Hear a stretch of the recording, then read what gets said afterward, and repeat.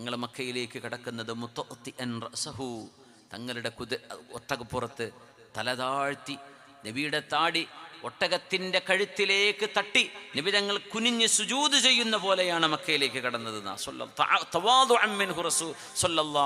അള്ളാഹിൻ്റെ റസൂലിൻ്റെ വിനയമാണത്. നെഞ്ചു വിരിച്ച് ഒരു പോരാളി കടക്കേണ്ട സമയമാണത്. എന്നെ ആക്രമിച്ചവരല്ലേ, ഇനി കണ്ടോളൂ, ഞങ്ങൾ കാണിച്ചു തരാം എന്ന് തോന്നുന്ന ഒരു നേരം. പക്ഷേ തങ്ങൾ അത് ചെയ്തില്ല.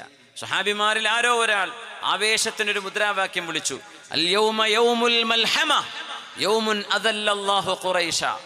ഇന്ന് ഇറച്ചിവെട്ടിൻ്റെ നേരമാണിന്ന്, മാംസക്കളിയാണിന്ന് നടക്കുക. ഇന്ന് ഖുറൈശികൾ അല്ലാഹു അപമാനിച്ച ദിവസമാണ്. നിങ്ങൾ പറഞ്ഞു, ആരാണ് പറഞ്ഞത്? അംർ ഇബ്നുൽ ആസ് റളിയല്ലാഹു അൻഹു മറ്റോ ആണ്. തങ്ങൾ പതാക അവിടെ നിന്ന് വാങ്ങിക്കാൻ നേരെ കൊടുത്തു അബ്ദുല്ലാഹിബ്ൻ അംർ തങ്ങളുടെ കയ്യിൽ. അബ്ദുല്ലാഹിബ്ൻ അംറേ, നിങ്ങൾ പിടിച്ചാൽ മതി പതാക. വാപ്പയുടെ ആവേശം കുറച്ച് ഓവറാണ്. നബി തങ്ങൾ അതിനെ തിരുത്തി പറഞ്ഞു, അൽ യൗമ യൗമുൽ മർഹമ, ഇത് കരുണയുടെ ദിവസമാണ്.